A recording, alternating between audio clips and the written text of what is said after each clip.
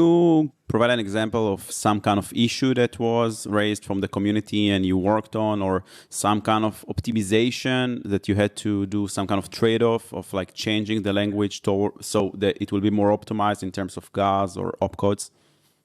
Yeah, I can give you several, and I think you bought the keyword trade-off, and it's really about making trade-offs.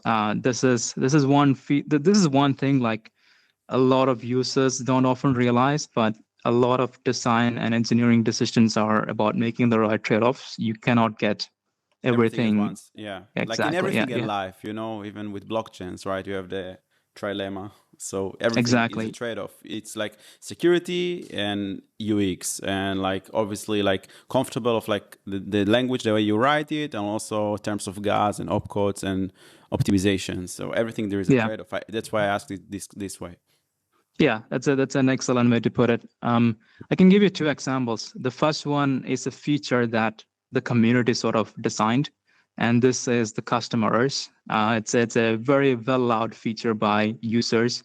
You can define high-level errors. You don't have to use strings anymore. You can say, not honor is a custom error, and like reward with that.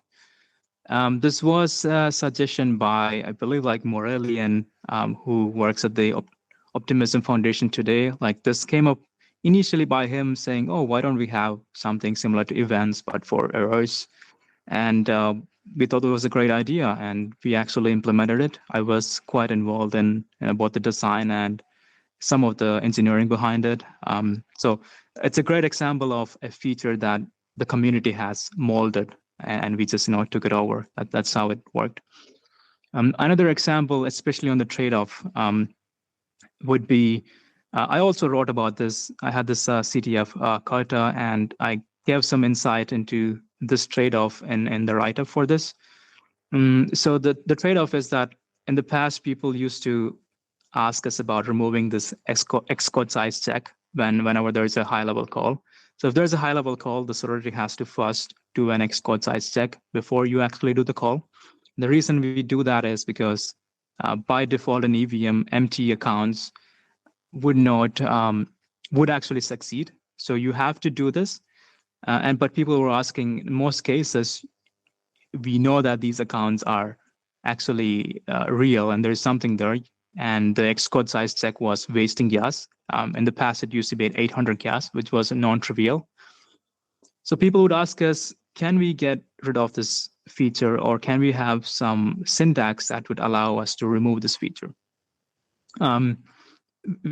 But we were not really keen on removing it by default, because then you lose some security guarantees.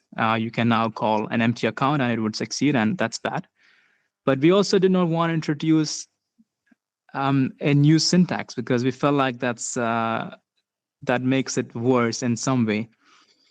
But we found a solution that was like intermediate and worked in both cases. So we found an optimization where the compiler can automatically remove some checks as long as the function you call would return something.